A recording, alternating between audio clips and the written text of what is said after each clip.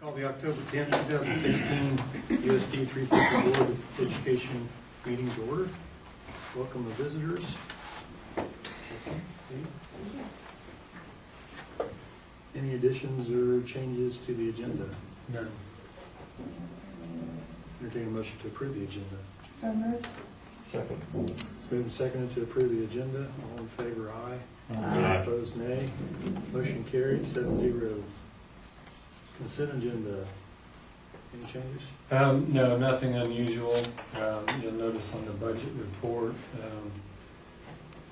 that will be new this month. We generally don't report the percent left in each fund until we get a little bit into the year. There are a couple of major encumbrances that we encumber well ahead of time. For instance, our heating and electricity costs, we encumber that. So it looks like we're negative in that fund, but we're not. So it's just encumbered ahead of time. So, the bank reconciliation report does not have the beginning balance in, so it shows a huge difference. Those books are officially closed. I don't know if we got that done today or not. We got that done, but you'll notice the difference in what our books show and what the bank account shows is huge, while it matches with what our beginning balance should be. Once the books are closed, that'll clear up. So I have a report on that. Are there any questions on that? I'll entertain a motion to approve the consent agenda. Mr. President, I move that the board approve the consent agenda as presented. Second motion. It's moved and seconded to approve the consent agenda as presented. All in favor, aye. Aye. Opposed, nay. Motion carried, 7-0. Are there any patron comments this evening? Not, we'll move on to the business agenda. First up, an action item, beef donation program. This is really, I guess, kind of in its infant stages here. Of Leah and Tyler Alpers had approached me about the possibility of having producers in the area donate an animal for a food service program and pay for all the processing costs. And we discussed that a bit. Ashland School District, they have a program that they do this. And I've since researched a little more. There's Thayer Community Schools in Hebron, Nebraska. They have a great program. So I think there's a lot of potential here. There's still some questions on how we move forward with this. So I started the beginning of a draft guidelines, I guess, for what the program would be. And again, I think it's just starting out, so I'm not asking the board to approve this. Leah, you want to share a little bit thinking Well, there? so far, I mean, we have 7 families that have been committed to working with this program, so we're excited, and like Josh said, I think there's a lot of room to improve, and I think it's just a great way for community members to feel invested in the school district as well, and what the kids are eating, so. We're also hoping to get some donors for the actual processing of the meat as well. So we're going to put together an article and put it in the newspaper, and then also in the school newsletter, and try to go about that too. So And you're going to be the coordinator yes. for a long time? Well, yeah. Okay. That's so yeah, for a long time. The program in Ashland has it already set out to 2020. So if we can get it organized, we feel like we can kind of do that as well. So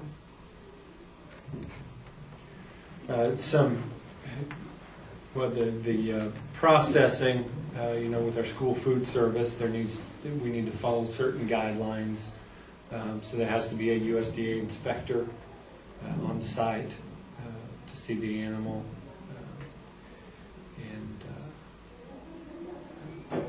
transporting, delivering the animal to the processing and from processing to the school, be a hurdle to overcome. You'll notice on here, I didn't put beef donation program. I think it has a lot more potential. Derek, you want to share a little bit of what you guys are doing? We've just got approval for the bill to donate flour for all of the schools in the county, so we'll be getting that going as well. Nothing near the cost value of what the beef is, but just we'll see. I think she was thinking another week or two is when she'd be ready for the first, so Okay. we'll see what all you need just to get it going. Right. So I think a great program that has a lot of potential to get locally sourced food and save some costs. It'd save a significant amount of money. One thing we need to be careful of here is that we don't want to just put it out to the community that, hey, we'll work with local folks if you give it to us. It's a positive thing. We can't just go to the local farmer and buy 3 head of lettuce here and there. It just doesn't work that way. But we are willing to work with local producers to purchase things as well. But, I assume they just ground it all up in hamburger. that's what it would be initially. That's really our how we would use it. I think Ashland, they did stew meat as well. Right now we don't have. That would be adding a recipe to what we do. Currently, all of the ground beef dishes we serve, chili, spaghetti, lasagna, things like that. We cook the beef in-house. We brown the ground beef. We purchase pre-cooked hamburger patties, which serve the purpose, but they're not. You probably don't buy those at your house. Do we have plenty of storage? We may have to purchase another chest freezer or two to make that work, but we think we've got enough right now, depending on, we may need to adjust how we do the ordering. That's another hurdle to overcome is the storage. So if you approve it, we have a time set for November 10th to take our first animal in. So that would mean that we'd have meat available about just the beginning of December. So what the action I'm asking the board to take right now is to authorize me to accept the donations. Technically, the board needs to approve any donations to the school district. So I'm asking that you give me the authority to accept donations on the district's behalf. We'll tweak some of these ideas we have with this program, and before we formalize it and get it out to the community, we want to get it right. But this will allow us to get started, know who's donating first, and work out the kinks. Sounds great. Mr. President, I move the board approve the superintendent to accept donations of food on behalf of the district for the food service program. Second. Moved and seconded, the board approve the superintendent to accept donations of food on behalf of the district for the food service program. Is there any discussion? How much money would you think that we could keep in our pockets? 5,000 to 6,000. My ballpark guess right now that it would save us. Currently, our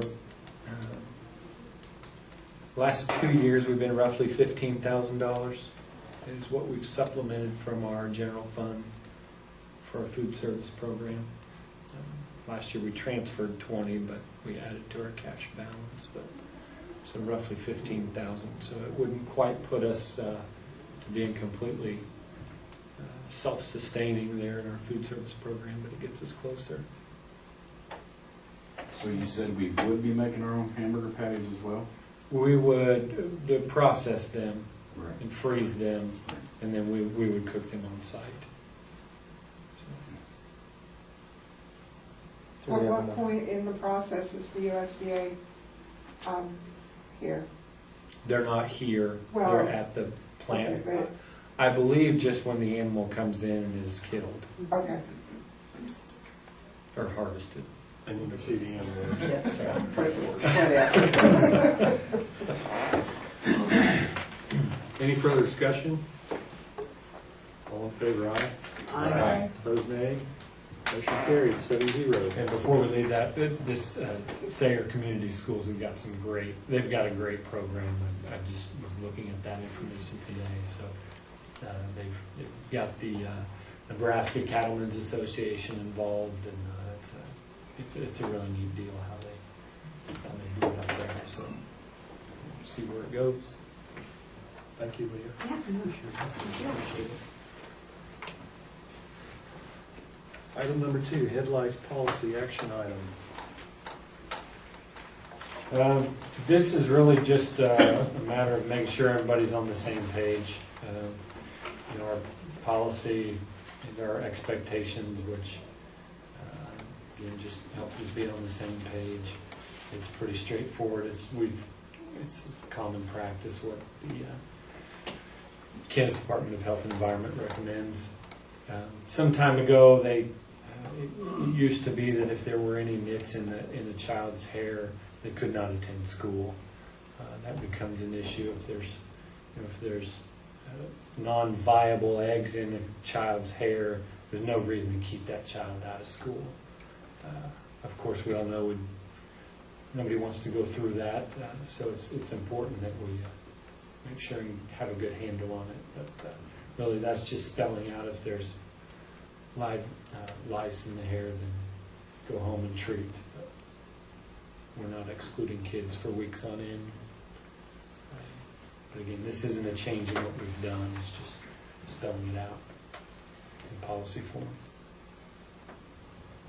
So then is that student reevaluated when they come back? Yeah.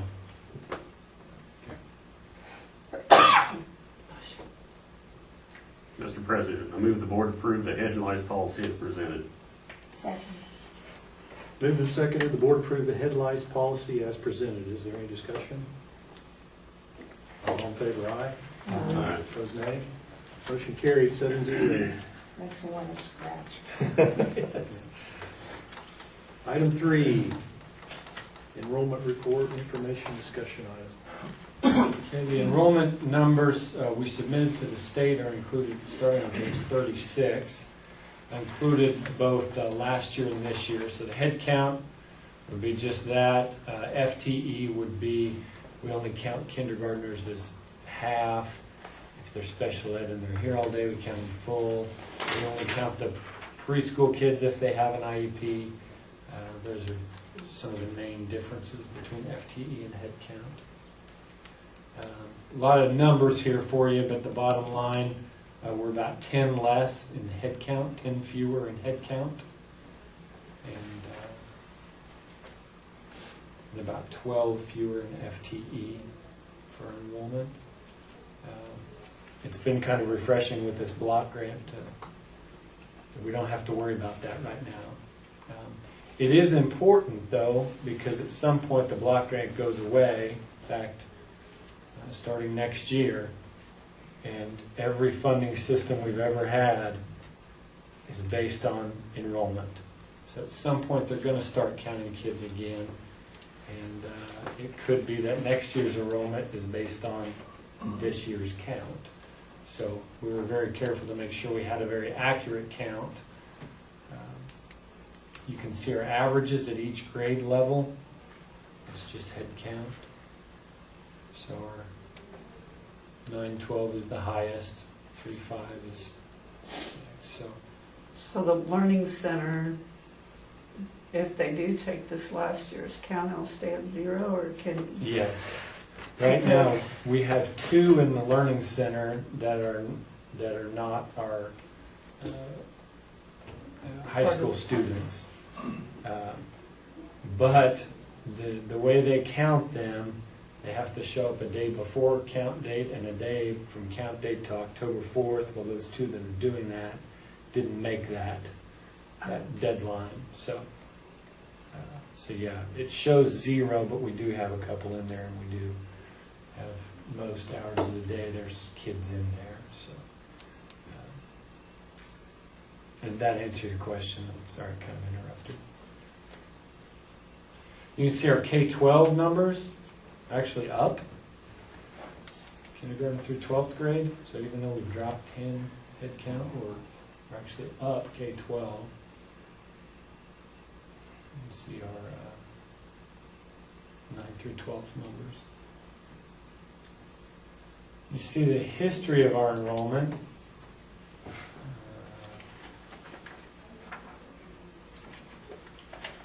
page 37. The blue line is our actual enrollment FTE, not just head count. You see we increased dramatically one year and then kind of steadily rose. It was convenient timing because the block grant funding was based on this number right here. So the timing worked out well for us. And then we've dropped the last couple of years. Now if you take out that non-graded enrollment, which was a bulk of that was ladies working in the evening, learning English or working on their high school diploma. If you take that out, that's what basically our pre-K through 12 enrollment would have done. So had we not had any of the Learning Center going on, this red line would have been our trend. So really we've pretty much flattened out here as far as the trend is concerned. Page 38 has some demographic information. Number of students that qualify for free and reduced lunch. Lots of numbers here, but you'll see each building level. Elementary is 51%. District-wide, we're right at 50%. The count for IEPs, which would be special education. So district-wide, we're about 22% of our kids qualify for special education. ELL is English language learners. So the kids that come from homes that speak language other than English at home. About 14%. And actually some of our kids, you'll notice the number in the high school and junior high is a lot lower, because a lot of those kids have become proficient in English. And I say proficient in English, this threshold.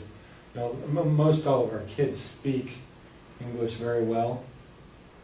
So conversational English is good, but they still might not be proficient reading and writing and so on.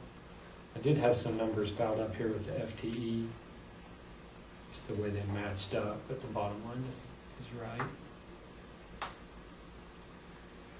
So those are our enrollment figures. Any questions or observations?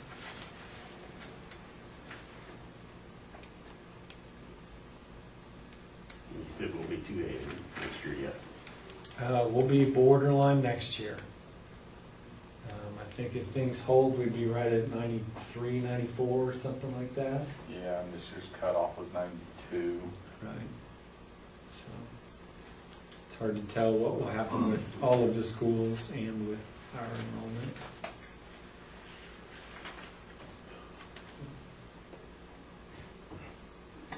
But we'll be hovering on that 1A, 2A line for a while.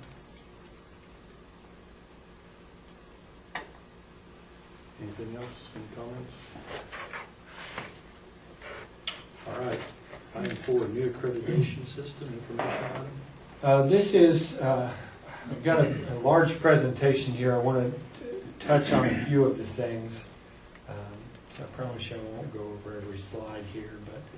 But accreditation is how the state determines whether schools can give credit, award credit, and count that that your kid is actually going to a public school, and that we get funding.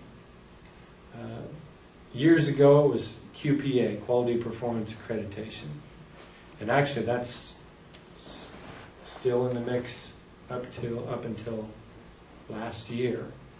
But at some point, we went to AYP, which was adequate yearly progress, only based on math and reading tests. So at some point we went away from school improvement plans and just, did you pass the math test and did you pass the reading test? There were some good things about that, but a lot of bad things. So now we're coming back to this accreditation system where it's more than just a couple of tests. We look at data, but we want to know how are we doing in other areas as well. So that's what this is. I'll let you hear from our Commissioner of Education here real quick.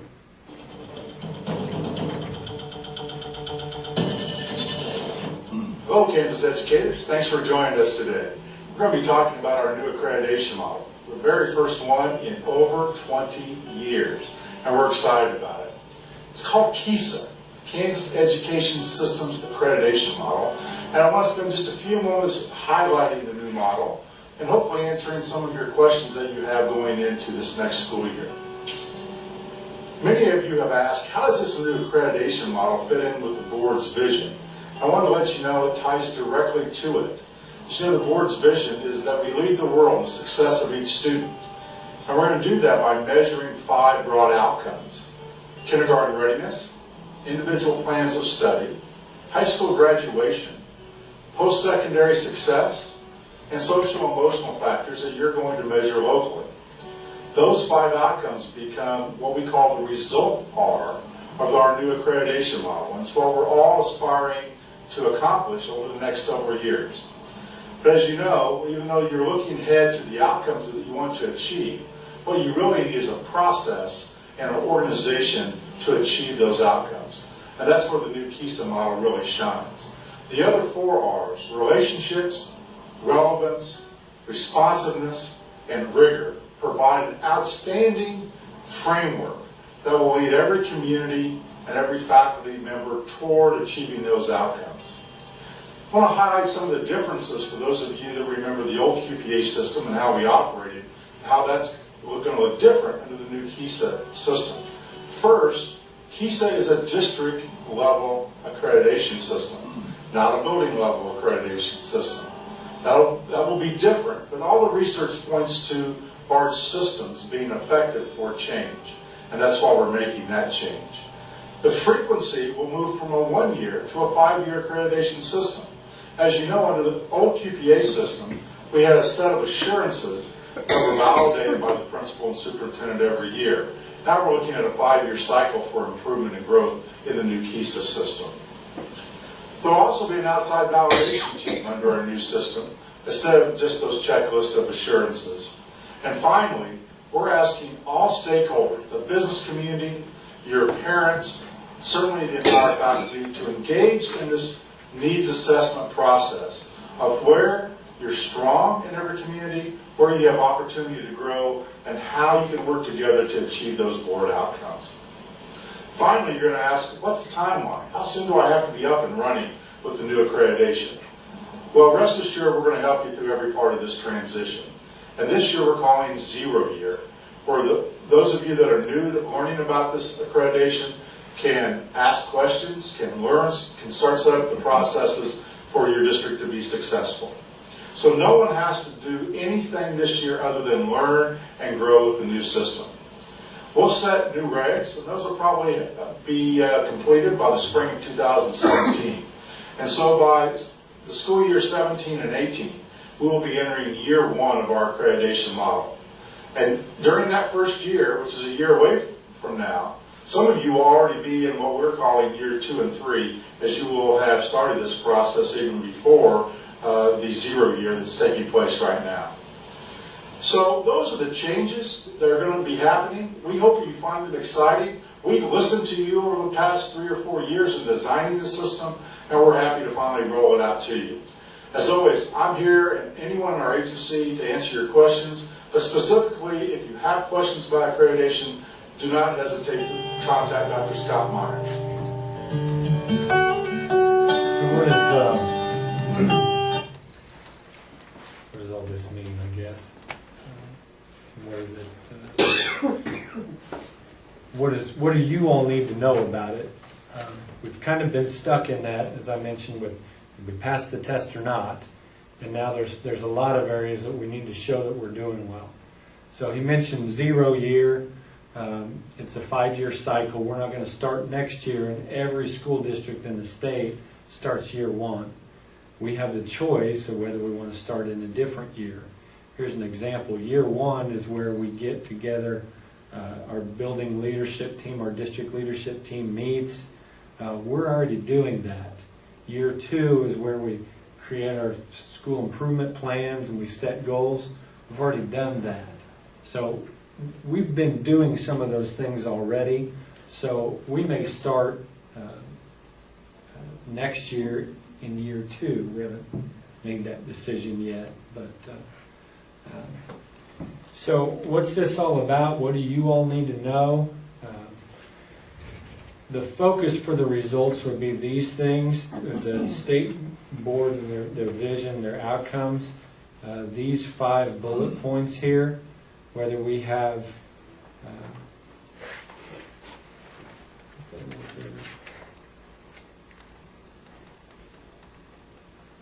kindergarten readiness, whether people are graduating, how successful they are after they graduate, the plans to study, and then social emotional factors. Also, part of the results that we're going to look at will be academic and cognitive. ACT scores might play into this. Our state assessment scores still play into it. They're all still important. But are we having kids get certificates in welding or other technical skills? And employability skills, and whether kids are engaged in their communities or not.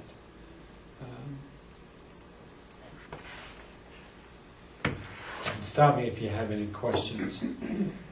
So they've got it outlined for us, things we need to look at for each quarter of the year as we prepare for this for next year.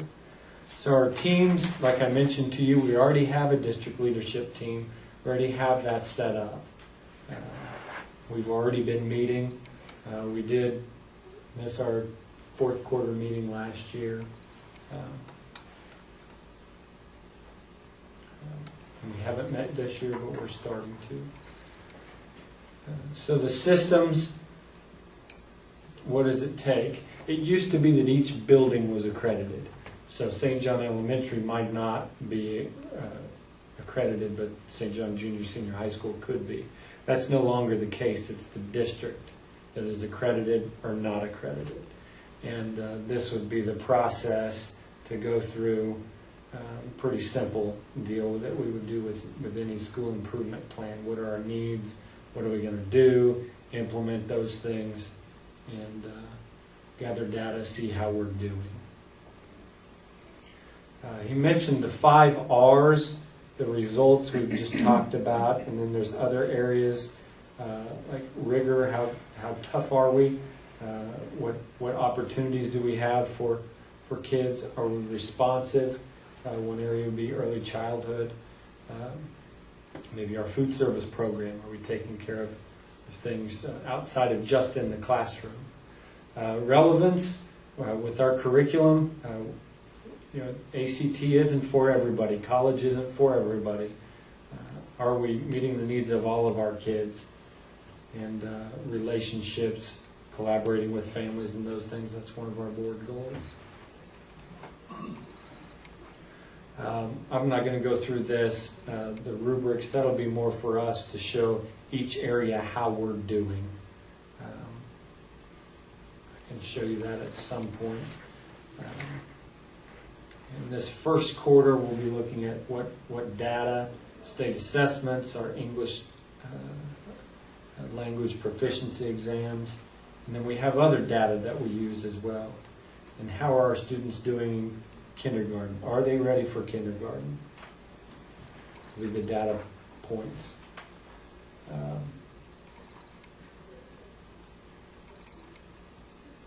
Is that in any of the material that you sent us? What's that? Any of the Rubik's markers or anything? This whole Sorry. presentation you have, I sent in the packet. Okay. The whole rubrics are not there. Just part of it is whatever I showed you there.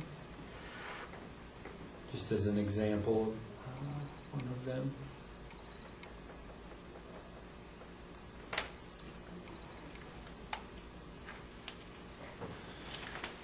Take one of these.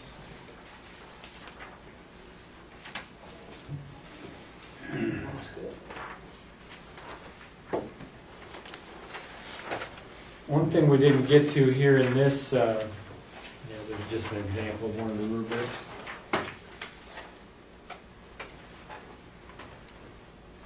Kind of outlines the basic parts of it.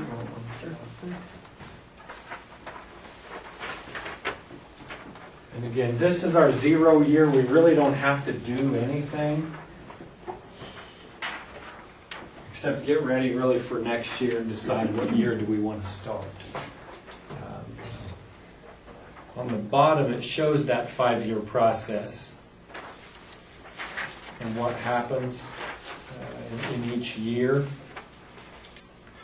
One important part of that would be the outside validation team. So we'll have a team from outside of our district of maybe 3, 4, 5 people that will come in and analyze what we're doing, give us input on how we're doing in various areas. So I'll leave you with that. I had a couple other in the supporting documents, some quick facts. I think we've talked about all of these. And the 5 R's on page 40 it outlines them a little. So how is the board involved in this? Or is the board? Or are you just letting us know? I'm letting you know that this will be a big deal for us to make sure we're accredited. Any improvement plans we'll have you approve or bring them to you. And again, we won't be doing that until probably next year. Have our teachers been part of this yet? Not yet. Okay. No. This is, we have professional development on October 17th, so we're really going to start down that road of what does this all mean. And as with anything, there's things we do that we're required to do, and it's a hoop to jump through. And then there's some things that we're required to do, but it's going to be good for us. I think I'm usually pretty clear that on which ones are hoops to jump through. Let's do it because we have to, but it's not going to help us. We still have to do it. We try to keep enough, most of that off of the plates of our teachers. But this is something that's going to help us improve.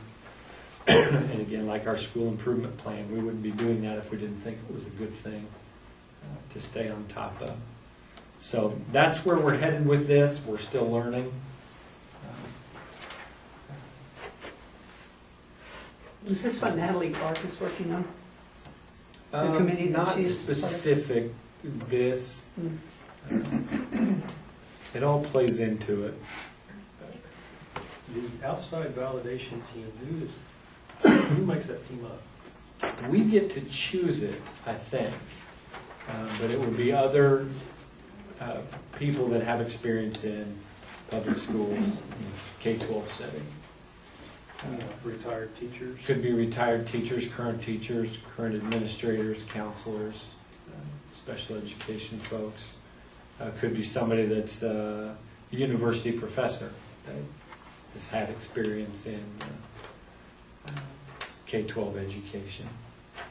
Can't have a conflict of interest. I mean, it can't be like a St. John retired teacher that still lives in the community or something like that.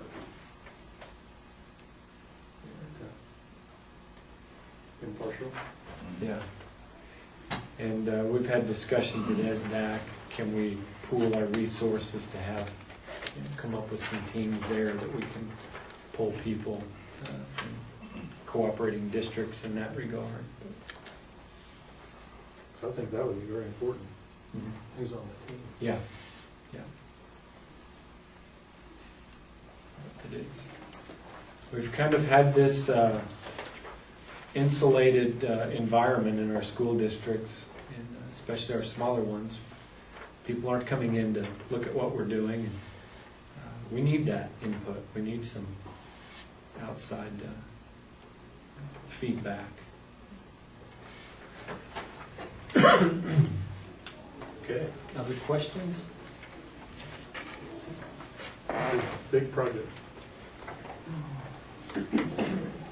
Okay, item 5, superintendent evaluation. It's that time of year again. You have that in your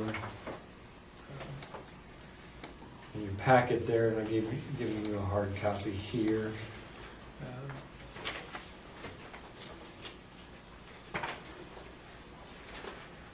In the past, many of you filled this out electronically, and you know what you got. Can you do that again? That works good. I don't think I'll take a paper It's copy. up to you. Up to you all. I just gotta remember to do it. When's it due? October If you could have it by the 31st. 31st. I'll email you a clean copy of the evaluation. Fill that copy. Yeah, Yeah, yeah, I'll go ahead. I need to work.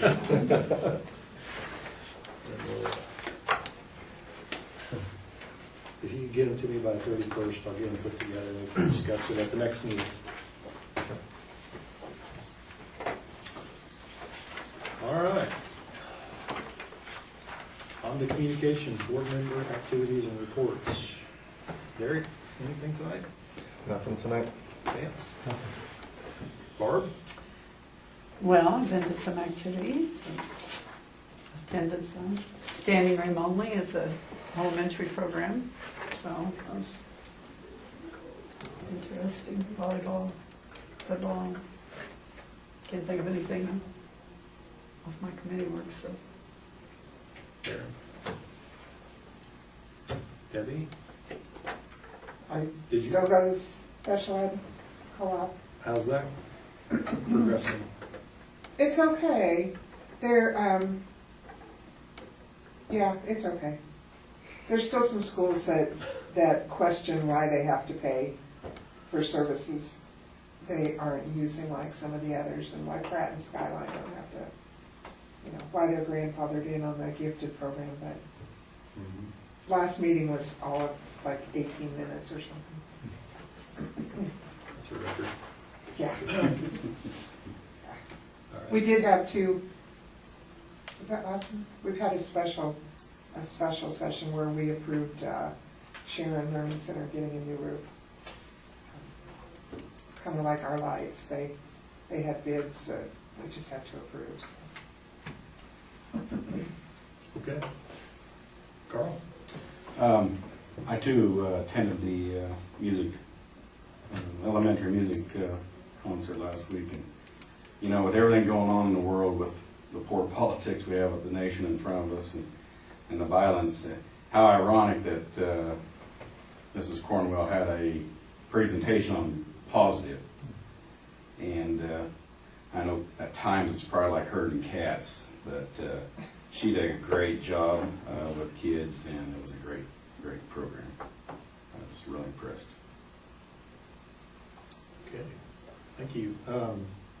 Me, I don't have anything other than the state conference. Do we have anyone that would like to go? Did you have I any? haven't heard from anybody. Are you planning to attend? I don't know. Okay. Well, if anyone would like to go, it's a great experience opportunity. It's Wichita, right? Yeah, it's good. You can just go down there for the day, or But if not, Josh represents us well, so. do we don't need any voting members, do we, for anything? If someone's going to go, we need to appoint a delegate. So there are things to go to There are. from the district. I looked at it, But but I it's don't not. know if I'm gonna be able to. It would help if they move it off that weekend. It's the first weekend in December. That's a very popular weekend for activities. But anyways, administrative, Mr. Olive? Sure. Class leadership, Joe Coles came, he's worked with our teachers, with kids in the past. He does a thing called class leadership where he gets several students from different schools together and does some things with them that maybe they can take back and make the school a better place. He does 3 of them this year. The first one of those is Thursday here in St. John. He'll be doing some stuff down here in the library. We've got 20 students from St. John, roughly the same amount from Fairfield and Skyline. So we're hosting first, and then there'll be 2 other opportunities later in the year where we'll take our group of students to Fairfield, and then another time where we take them to Skyline. He'll do some things with them. The kids that have gone in the past seem to have enjoyed it and seem to have gained from it. Rest of the stuff I have under the teaching and learning kind of goes along with some of the keys of stuff that we talked about, the results and the individual plans of study and those type of things. One thing that new that the high school will be doing this year at some point, or really it's not even the high school, it's 7th through 10th grade, I guess. ACT Aspire, right now, the last 3 or 4 years, the students have taken state assessments. 1 year we didn't even get any type of results back. I believe last year we got them, but it was like about this time of year for the previous year or something. So we haven't really had any good data points to kind of see how our students are achieving in some different areas. So the ACT Aspire would be kind of similar to what the elementary does with Ames Web, that would be able to give them some feedback as to how their kids are growing and if certain kids are struggling in certain areas, that type of thing. Career cruising, that's something new we're still learning about, kind of going along with the individual plans of study. One thing the state asked companies, to do was to create something that kids could get on and they could kind of explore different careers. They could, we can kind of sync it with our student information system where we can put graduation requirements and things in there where kids can log in and see exactly what courses they've taken, what they still have left to take, and then also do some interest inventories where they can go through a series of questions and, do you like doing such and such, and, kind of where they rate things on a scale of 1 to 5, and then based on that, give them some kind of general career areas that they may be interested in, and then have some stuff on there that they can get in and explore and possibly, look at more specific careers. Again, something we're still kind of learning about. The state paid for the initial startup fee for career cruising. Myself, Wendy Hacker, and Lisa Cornwell went to Victoria last year because they started using it. Went there last week because they started using it last year. So they were able to give us kind of show some things within it that we weren't even familiar with. Like some ACT prep stuff that's in there, and just a lot of links to kind of based on your interest inventory, and when it kind of kicks some careers out there, what schools even offer those. If a kid wants to be a vet or something, what schools besides just K-State would they be able to go to and pursue something like that. So again, something we haven't rolled out with the kids. We're trying to figure out kind of the behind the scenes stuff and what all we want to do with it, but hopefully in the future I'll have some more information on that. Next thing, college and career ready visits, kind of along those same lines, is just getting kids out to some places, at a younger age, maybe before their senior year, and just getting them some exposure to some things that are out there. Lisa Cornwell organized these different trips for those different grades.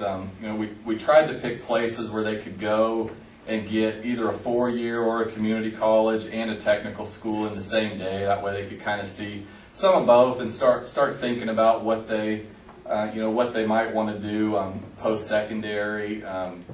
Trying to visit different schools, different towns, so we're not trying to push kids to one certain university or one certain school or something. Go into several different communities just so they have an idea of what's out there and can kind of start thinking about that stuff. don't have anything planned yet for the junior high, but we're looking at some different options. Keisha postseason activities. Tennis just finished the season over the weekend. They had their regional. Like we said earlier, we're 2A. We will be hosting, not this coming weekend, but the following weekend. We'll be hosting the volleyball sub-state here, so hopefully that'll go well. That same date, cross country's running their regional in Meade.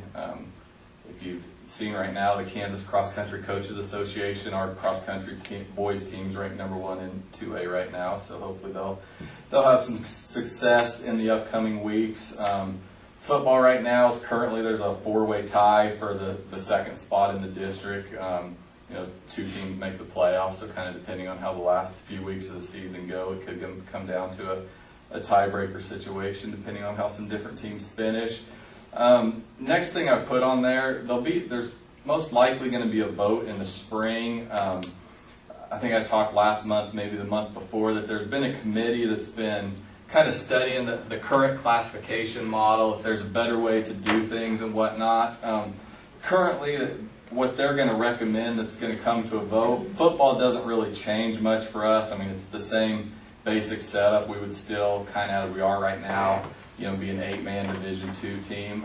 Kind of maybe where the bigger change is in the other activities, volleyball, basketball, even things like music and stuff. What they're going to propose is going kind of closer to the old model that they had maybe 6 or 7 years ago, where in 1A they went back, they used to have that last week of the season was regionals, and then the top 2 advanced and went to sub-state the following week. It's possible that they could go back to that format, which if we're on the 1A, 2A border, that could potentially affect us schedule-wise, because right now we play games the last week of the season, and 2 years from now we might need to open that week up so we can participate in regionals. So there's a meeting about it coming up October 9th, next Wednesday, I believe, that myself and Brian will go to and get some more information on it. First 9 weeks, it's a short one. I think it's actually only 8 weeks. It's over this Friday. Teachers will have some in-service time on Monday, as well as some time to work on their grades, and then the following week we'll hopefully have good turnout for parent-teacher conferences, and that's all I've got. Thank you, Mr. Yep. Mr. Maher?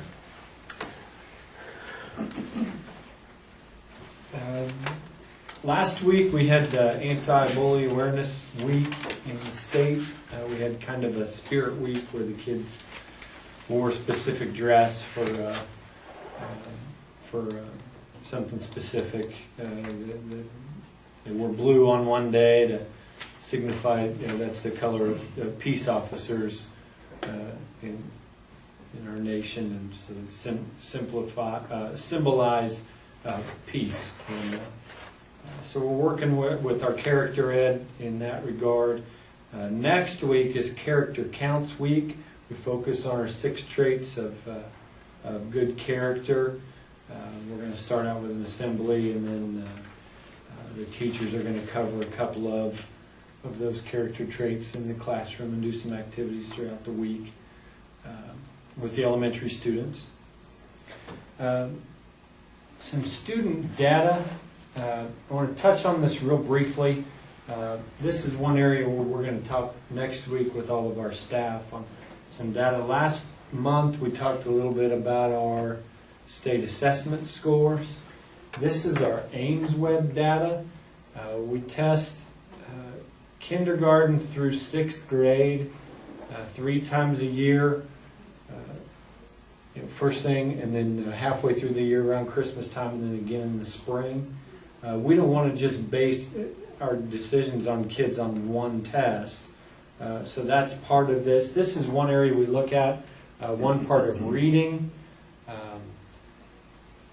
And if you see 6th grade, the green is Kansas, and the gray is us, is our 6th grade class here. Now what is all this? Well, basically a quarter of the class falls in this box. Everybody see what I'm pointing at? Is that?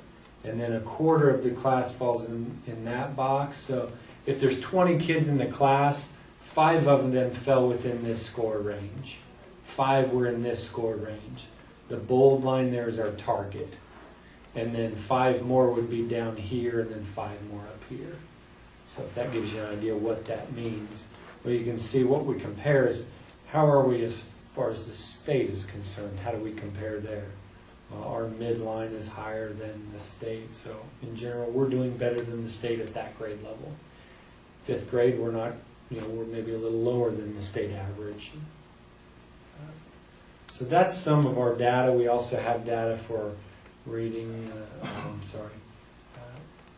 targets are also important. Whether a kid is below the target or above the target isn't as important as how they're improving. So we want to look at each fall, winter, spring, how many kids are below target in the fall compared to, hopefully that number is increasing in the winter and again in the spring.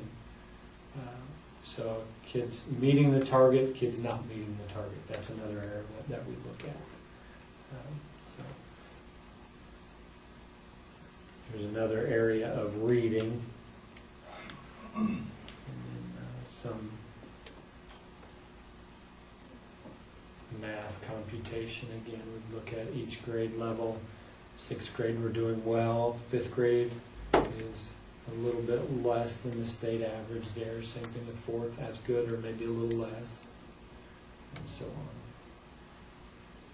So that's some of the student data we look at, which is important to determining how we're doing as a school and district.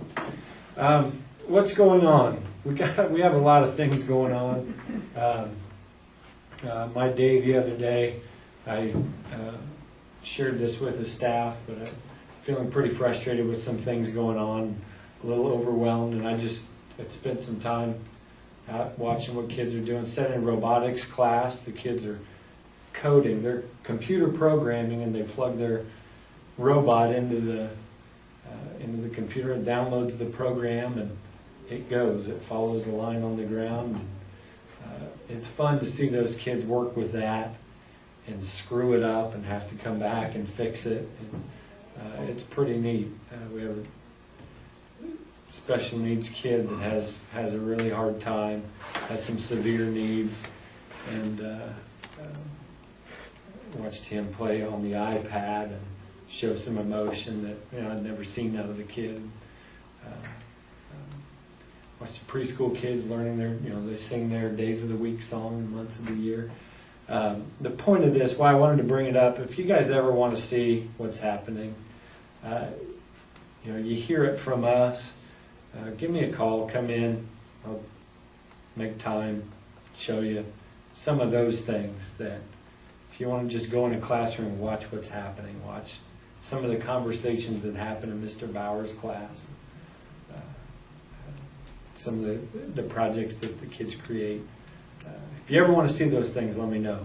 I'd encourage you to do that. So just give me a heads up and make sure I'm here, and I'll be glad to show you around. So those things are really what's going on. Our KISA and the ball games, and those things are all part of it. Special education funding. Debbie mentioned there's some grumbling. Everybody's budget is tight. Special ed, co-op assessments continue to go up. We've talked about this. It's just, where's the money going to come from? Where does the bleeding stop? Well, the state has stopped funding special education any more dollars than they have for years, because that's all they have to do. Well, who has to make up the difference? We do. So that's why costs are increasing, and also the health insurance was a huge deal for a cooperative. We pay an assessment, they take care of all the special ed. Now Pratt and Pratt Skyline, they don't pay any dollars for gifted services. They hire their own people, they do their own thing. Some districts want to know, why can't I get out of that? If we want to do our own gifted program, can we just get out of that? Well, our interlocal agreement doesn't allow for that. So there's some animosity there. There's also some that question, it's just too darn expensive. Why do we have to pay this much?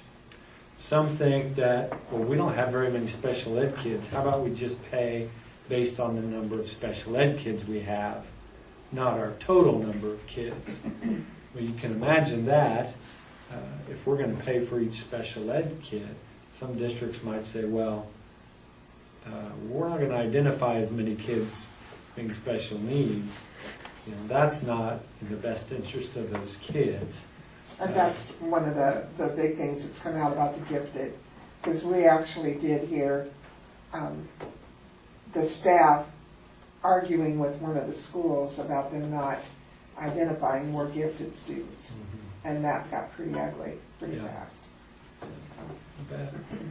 So I'm serving on a committee of, there's a handful of superintendents, and we're looking at the funding system. A lot of it is just, we don't do it any different than a lot of interlocals do, a lot of cooperatives do. It's just understanding all of those things. I mean, everybody wants to know that it's fair and it's equitable. So we're looking at that. One thing I've asked for is, I want to see what we pay about $600 for every one of our kids to the co-op. So we average that out, all of our kids, the dollars that we pay to the co-op, it's about $600 a kid. Well, what about other cooperatives? What are they paying? Well, that would help answer that question, that are we just paying too darn much? Can we whittle costs down a little bit? Now, Sedgwick County Cooperative is a little bit different. They're not 7 counties big. They have a smaller area to deal with, so they're probably less expensive than our cooperative is. But we're working on that, and I'm part of that process. State budget. Let me come back to that. Juvenile justice reform. State legislators are concerned that we've got too many kids in the juvenile justice system. It costs a lot to house them and educate them. That's true. Same goes for our adults in prison. It costs a lot of money to do that. So they close some facilities. They want to educate the kids, keep them at home, more so than they want to put them in a facility. I think everybody's on board with that. What's driving this? Cost. We want it to be cheaper. We're paying too darn much money. Well, political statement, maybe if we invest more money in our schools and early education and some of those things, we wouldn't have to invest so much. But that's my editorial statement. Mhm. So what does this require? Well, the law as it is now, our law enforcement and the school district have to come up with a memorandum of understanding of how we're going to deal with those things. Kids break the law, how are we going to contact them, and when are we going to contact them? It's a pretty simple deal. If kids break the law, we contact the police. If they don't break the law, we don't involve law enforcement. The superintendent would be required to go to 5 days of training throughout the year, as would the primary law enforcement that covers the school. It's really asinine of what they're asking us to do, because there's 2 ways to reduce the number of referrals to law enforcement. Number one is that there's fewer kids committing crimes in our school, and number 2 is we refer fewer of those crimes to law enforcement. We work on that all the time. We don't want kids in the juvenile justice system. So there's going to be changes on this. I'm not going to approach you about it again until I know more, but I'm not doing anything with it right now. So I brought that up last month, but that's where we're at now. Audit report, Mark will be here next month to report out on our audit. We've got the draft of the report. All things are as expected. So, got site council meeting coming up later this month, I think. Trying to get that scheduled. We've got to head up a foundation meeting soon. We haven't had one for some time. Mr. Olive mentioned the parent-teacher conferences. I'm going to pass this around. You can look at this safe information. This is our seat belts. Mrs. Patterson gave me this and asked if I'd share with the board, so you can pass that around if you like. They've done some great work with kids wearing seat belts. Shows some of the data. Who was the lady that got in a wreck a couple of years ago? Morgan? Franklin. No, Jordan? Miller, Lindsay Miller. Yeah, Dryden. Jordan. Okay, that's who it was. The Dryden's daughter. She came and spoke to our kids last year, I think, for the Safe Assembly. There's an article in there about her situation. I think it's making a difference for our kids. I do my best, but I come in a couple of blocks, I didn't have my seatbelt on, and Trooper Shy, I just hung my head. He said, "Don't worry about me. You worry about those kids. If those kids catch you, they'll let you have it." So. That's like the Hildebrand boys over in Stafford. One of them had a seatbelt, the other one didn't. You know which one's in the hospital, Yeah. or was hospitalized. Sterling just had an accident right before school started. Yeah. Brothers, one was wearing a seatbelt, was alive today, and the other one wasn't. It's killed. I'm going to give you some depressing information here. Depressing? Depressing? After the seatbelt, have you got something even worse? No, it's not. It doesn't get worse than that.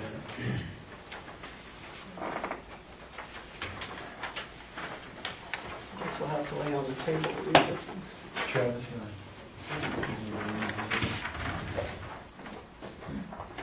what I just gave you here is the State General Fund profile.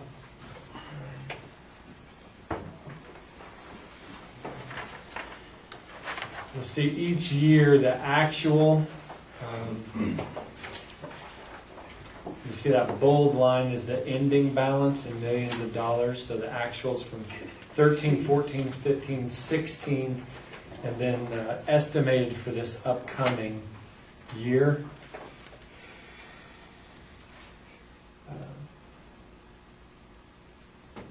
Down to 5.6 million.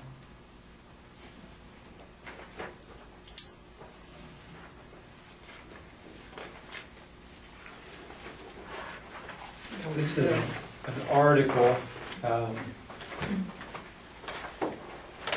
Dwayne Gosen. He's a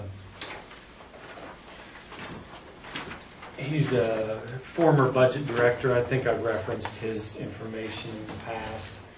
I'll leave that for you to read later, but on the back side of that article, you see this image here. What makes up that? Our beginning balance, recurring revenue, he divides it out here in how much revenue is available on that information from the Legislative Research Department. And then what the expenses are, and again, we have bills that we didn't pay last year. School finance is one of those. Remember, we receipt money in our books in June, but we don't get it till July. That's one of those unpaid bills from last year. So that gives you the ending balance of about $6 million. But if you look at the green here and the red, all these black numbers here on the revenue are one-time revenues. We can't keep doing that. So we're looking at more of a $430 million imbalance in our recurring revenue and what our expenses are.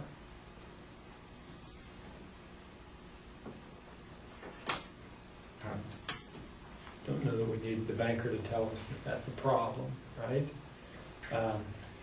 Already we're 60-some million dollars below what was expected for the revenue. So take, I think it's 67, 64. $64 million, take that off of 6, and we're negative already. A fourth of the way through the year. What does all that mean? I don't know. Some are worried that K-12 education will be cut this year. Some think it's pretty solid. Dale Dennis with KSDE believes we won't see cuts this year. But other areas of the state budget will see dramatic cuts. So that's kind of what this article covers, is that structural imbalance. Any questions on that part of? You have this in your online too. I apologize for giving you so many papers today, but I want you to have these in your hands. So. You'll hear a lot about the districts. They've been able to do with less just fine. Or we're at record spending levels for education funding. That might be a record year for the price of a loaf of bread too. That inflation tends to do that. But again, lots of numbers here. You can see I compared from the 08-09 school year to last year. What happened with our staff numbers? Separated those into certified and non-certified. You can see cut non-certified a lot more than certified. What happened with our student count? And on the graphs there, you'll see the total change. Staff numbers were reduced over a quarter of our staff. Over that same time period, enrollment was fairly flat, lost about 9%. So that's a large imbalance of losing students and cutting people. So we just pocket that money, it's just sitting in there waiting to be spent. Well, you all know this story of the cash balance. We've not been spending it down, or we have been spending it down, it's not increasing. What happened to our poverty? The level of poverty has gone up. Kids' needs are higher. We looked at some of the demographic. So our operating expenses for our local option budget and general fund over that time period increased 4.1%. At the same time, inflation increased 12%. I know I've shared some of this with you already. This is new figures you probably haven't seen yet. Our FTE, based on this year's enrollment, is about 584. So our base state aid per pupil with the block grant was $38.52. This is what we should be getting. So that's actually less than what we are getting with the block grant. So based on this year's enrollment only, block grant funds are a little higher than what our enrollment should be based on that $38.52. Oops. Here's copies of this too, Travis.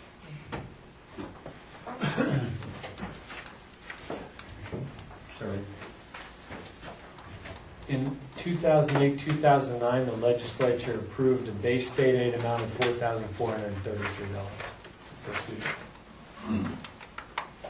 Based on this year's enrollment, had the funding level been what it was in 08-09, we would be getting over $200,000 more in state funding this year. That's if funding levels would have remained as they were in 08-09. Had we inflated it, it'd be almost $5,000 per student. We're looking at over $500,000 funding had that funding level kept up with inflation. So that's the reality of our situation.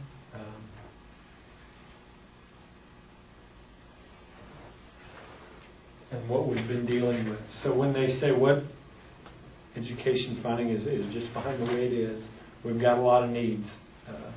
What would we do with that extra $500,000? I know exactly what we do with it. We need to hire people back. We've got deferred maintenance projects that need desperately tended to. We give a raise that's worth something, that keeps up with inflation. It's been a lot of years we haven't kept up with inflation on raises for staff. So that's the reality of it. What we do about it, I don't know. That's part of it, is just to understand our situation. Any questions about that? Do we have any idea when we're going to hear from the state Supreme Court about the second half of the hearing? Yes, the best guess is right around the first of the year, right before January 1st or right after. So that's the adequacy part. Is the funding enough?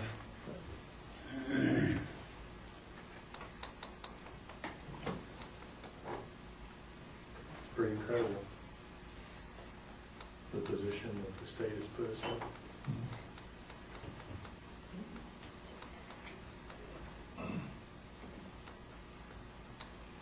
And it depends on which facts you want to look at. Which facts are the true facts? Because there's another side that's saying, you know, that we've got more money than we know what to do with.